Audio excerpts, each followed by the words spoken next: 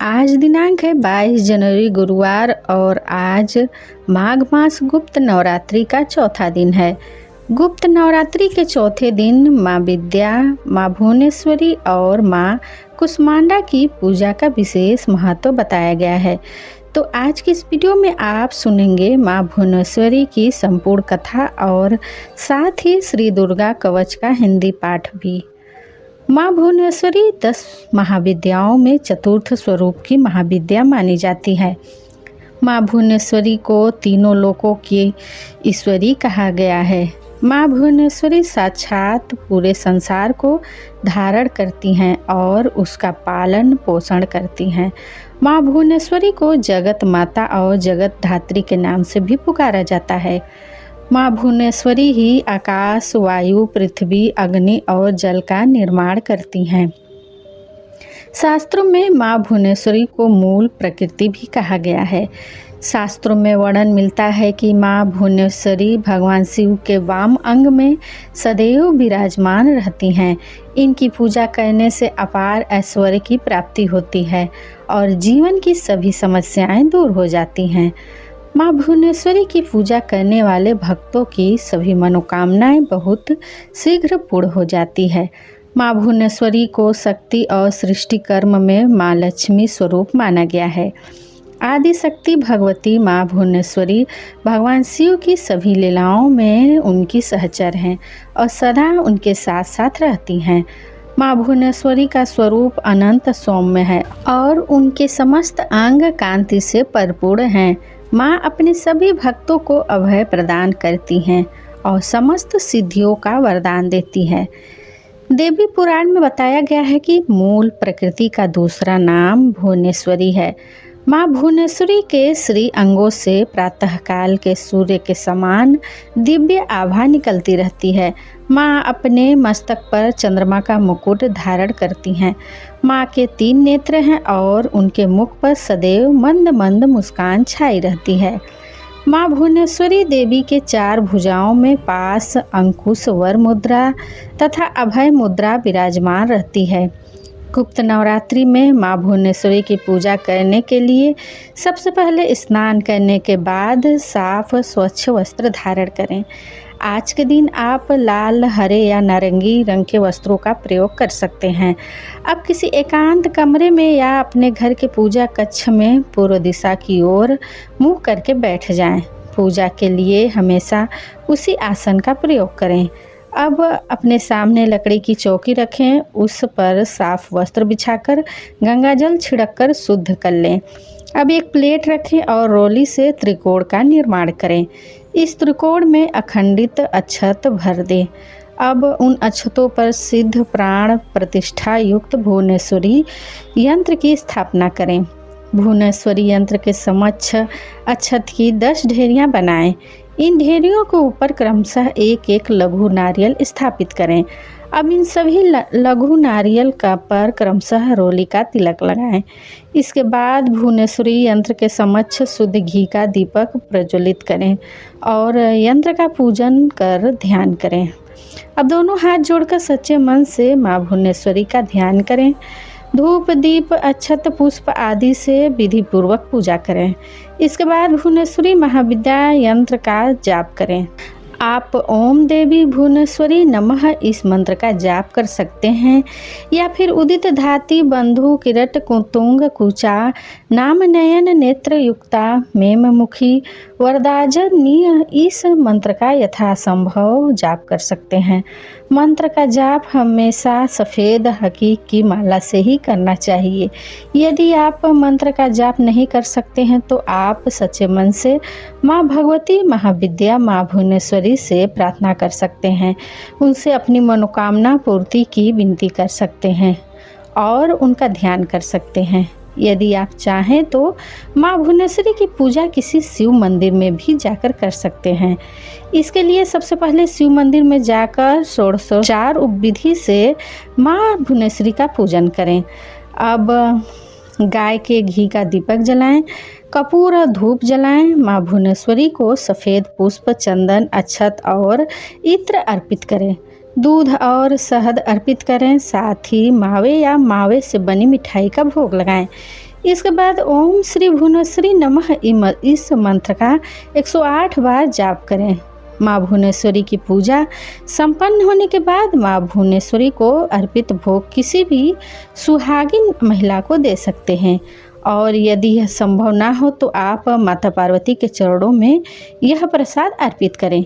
यदि आप ऐश्वर्य की प्राप्ति करना चाहते हैं तो माँ भुवनेश्वरी का यह पूजन अत्यंत फलदायी माना गया है।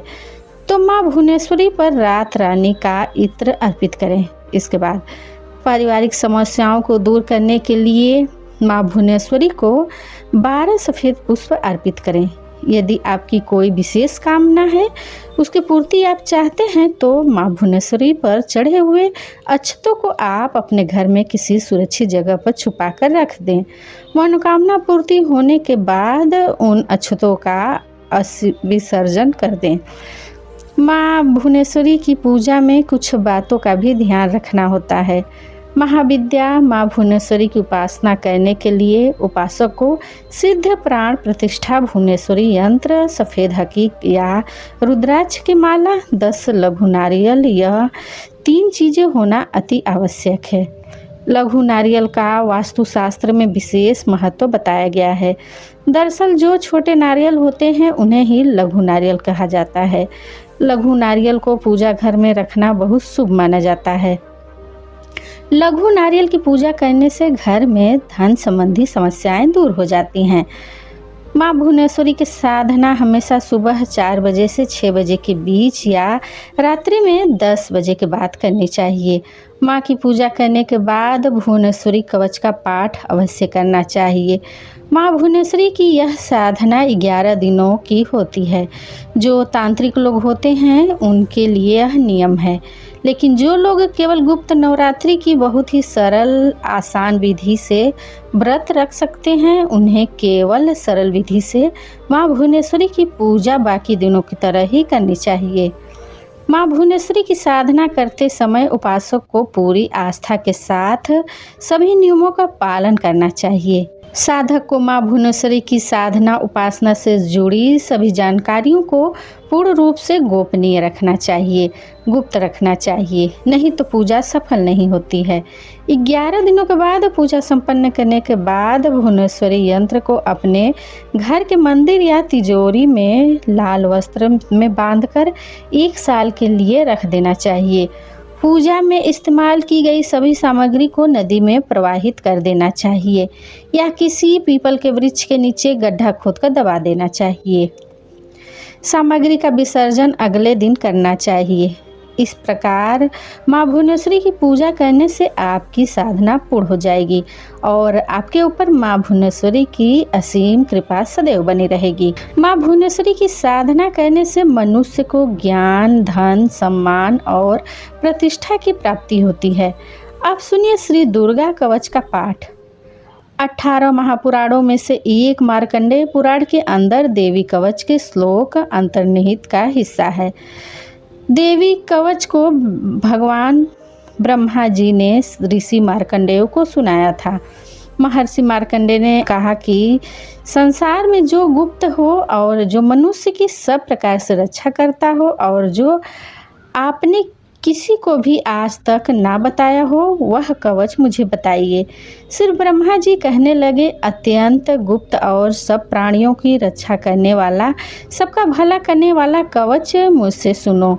प्रथम शैलपुत्री, दूसरी ब्रह्मचारिणी, तीसरी चंद्रघंटा, चौथी कुष्मांडा, 5वीं स्कंद माता, 6ठी कात्यायनी, 7वीं कालरात्रि, 8वीं महागौरी और 9वीं सिद्धिदात्री। यह देवी की 9 मूर्तियां हैं। यह 9 दुर्गा कहलाती हैं। आग में जलता हुआ, रमण में शत्रु से घिरा हुआ, विश्व संकट में हुआ मनुष्य अगर देवी दुर्गा के नामों का स्मरण करे तो उसको कभी भी हानि नहीं हो सकती। रण में उसके लिए कोई भी आपत्ति नहीं होती और ना ही उसे किसी प्रकार का कोई दुख या डर होता है। हे देवी, जिसने श्रद्धापूर्वक तुम्हारा स्मरण किया है उसकी वृद्धि होती है और जो तुम्हारा चिंतन करते हैं उनके तुम सदैव रक्षा करने वाली हो। चामुंडा प्रेत पर, वराही भैंस पर, रौद्री हाथी पर, वैष्णवी गरुड़ पर और अपना आसन जमाती हैं। महेश्वरी बैल पर, कुमारी मोर पर और हाथ में कमल लिए हुए विष्णु प्रिया लक्ष्मी जी कमल के आसन पर विराजमान हैं। बैल पर बैठी हुई ईश्वरीय देवी ने श्वेत रूप धारण कर रखा है और सब प्रकार के आभूषणों से विभूषित ब्राह्मी देवी हंस पर बैठती हैं। इस प्रकार यह सब देवियां सब प्रकार के रोगों से युक्त और अनेक प्रकार के रत्न धारण किए हुए हैं। भक्तों की रक्षा के लिए संपूर्ण देवियां रथ पर बैठी और क्रोध से भरी हुई दिखाई देती हैं तथा चक्र, गदा, शक्ति, हल, मूसल, खटक, तोमर, पशु, पास, भाला और त्रिशूल जैसे उत्तम शस्त्रों को दैत्यों को नाश के लिए और भक्तों की रक्षा के लिए धारण किए हुए हैं। हे महारुद्र, अत्यंत घोर पराक्रम, महान बल और महाउत्साह वाली देवी, आपको मैं नमस्कार करता हूँ। हे देवी, आपका दर्शन दुर्लभ है और आप शत्रु के भय को दूर करने वाली है। हे जगदम्बे, मेरी रक्षा करो। पूर्व दिशा में शक्ति मेरी रक्षा करो। अग्नि कोण में अग्नि शक्ति, दक्षिण कोण दिशा में वराही देवी और नेतृत्व कोण में खटक धारणी देवी मेरी रक्षा करो। पश्चिम दिशा में वारुणी, वायु कोण में मृगवाहिनी, उत्तर दिशा में कुमारी और ईशान कोण में शूल धारणी देवी मेरी रक्षा करें। ब्राह्मणी ऊपर की ओर मेरी रक्षा करें और वैष्णवी देवी नीचे की ओर मेरी रक्षा करें। और इसी प्रकार सौर पर बैठी चामुंडा देवी दसों दिशाओं में मेरी रक्षा करें। जया देवी आगे, विजया देवी पीछे और अजिताबाई और अपराजिता दाहिनी ओर मेरी रक्षा करें। उगोदिनी देवी सिंह की रक्षा करें और उमा मेरे मस्तक पर विराजमान होकर मेरी रक्षा करें। इसी प्रकार ललाट की मालाधारी देवी रक्षा करें और यशविनी देवी मेरी भौ की रक्षा करें।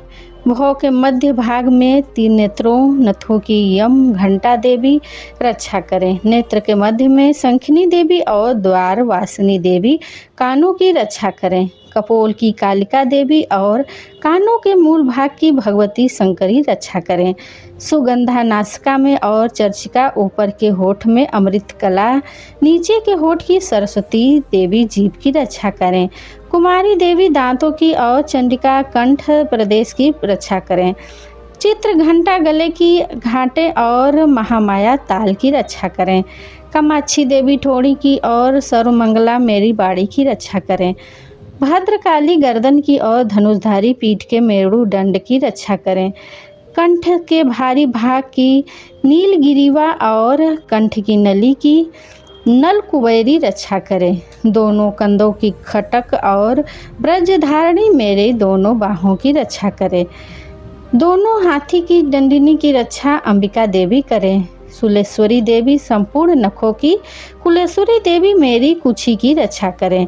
महादेवी मेरे स्तनों की और शोकवीणा देवी मेरे मन की रक्षा करें। ललिता देवी हृदय की और शूलधारणी उदर की रक्षा करें।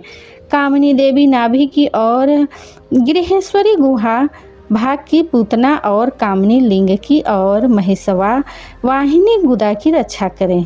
संपूर्ण कामनाओं को पूर्ण करने वाली महाबला देवी दोनों जांघों की रक्षा करे। विद्यावासिनी दोनों घुटने की और तेजस्विनी श्री देवी दोनों पाँवों की, पृष्ठभाग की, श्रीधरी पाँवों की, उंगलियों की, तलवासिनी तलुओं की रक्षा करे।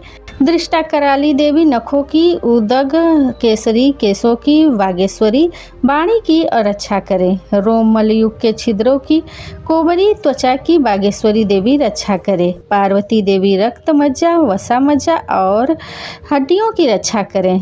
आंतों की कालरात्रि देवी, पित्त की मुकुट सवरी देवी, पद्मावती कमल कोश की, चूड़ामण कफ की रक्षा करें। ज्वालामुखी नसों की जल की रक्षा करें। अभेद देवी शरीर के सब जोड़ों की रक्षा करें। ब्राह्मणी मेरे वीर की, छत्रसरी देवी छाया की, धर्मधारणी देवी मेरे अहंकार मन और वृद्धि की रक्षा करे। प्राण अपान वीन उदान और समान की ब्रजहस्ता देवी रक्षा करें। कल्याण शोभना मेरे प्राणों की रक्षा करे। रस, रूप, गंध, शब्द और स्पर्श इन विषयों पर अनुभव करते हुए योगिनी देवी मेरी रक्षा करें तथा सत्व गुण, रजोगुण और तमोगुण की रक्षा नारायणी करे। आयु की रक्षा बराही देवी करें। वैष्णवी धर्म की चक्रण देवी मेरी यश, कीर्ति, धन, लक्ष्मी, धन और विद्या की रक्षा करे। इंद्राणी मेरे शरीर की रक्षा करे और हे चंडी आप मेरे पशुओं की रक्षा करें। महालक्ष्मी मेरे पुत्रों की रक्षा करें और भैरवी मेरे पत्नी की रक्षा करें। राजा के दरबार में महालक्ष्मी तथा सब व्याप्त रहने वाली विजया देवी चारों ओर से मेरी रक्षा करें। जो स्थान रक्षा से रहित हो और जो कवच में रह गया हो उसकी पापों का नाश करने वाली जयंती देवी रक्षा करें। अपना शुभ चाहने वाले मनुष्य को बिना कवच के एक पल भी कहीं नहीं जाना चाहिए, क्योंकि कवच रखने वाला मनुष्य जहाँ तहाँ भी जाता है वहाँ उसे अवश्य धन लाभ होता है और वह सफलता प्राप्त करता है और वह जिस अभीष्ट वस्तु की इच्छा करता है वह उसकी इसी कवच के प्रभाव से अवश्य मिलती है। वह इसी संसार में माँ ऐश्वर्य को प्राप्त करता है। कवचधारी मनुष्य निर्भय होता है और वह तीनों लोकों में मान्यान्वित होता है। देवी का यह कवच देवताओं के लिए भी अत्यंत दुर्लभ है। जो प्रतिदिन नियम पूर्वक तीनों संध्या के समय श्रद्धा के साथ इसका पाठ करता है उसे देव शक्ति प्राप्त होती है। यह तीनों लोगों को जीत सकता है और अकाल मृत्यु से रहित होकर 100 वर्षों तक जीवित रहता है। उसकी लता, चर्म रोग, विस्फोटक आदि समस्त व्याधियां समूल नष्ट हो जाती हैं। पृथ्वी पर विचरण करने वाली भूचर, नवचर, जलचर प्राणी, निम्न कोटि के देवता, कुल देवता, डाकनी, शाकनी, यक्ष, गंधर्व, राक्षस, ब्रह्मा, राक्षस, वैताल, कुष्मांड और भैरव आदि उस मनुष्य को देखकर भाग जाते हैं। इस कवच के धारण करने से मन और तेज बढ़ता है। जो मनुष्य इस कवच का पाठ करके सप्तशती चंडी का पाठ करता है उसका यश जगत में विख्यात होता है। पुत्र पौत्र परंपरा बनी रहती है। देहांत के बाद वह परम पद को प्राप्त करता है और अंत में भगवान शंकर के साथ आनंद करता हुआ परम मोक्ष को प्राप्त होता है। श्री दुर्गा कवच पाठ समाप्त हुआ। प्रेम से बोलिए दुर्गा माता की जय। नव दुर्गा की जय।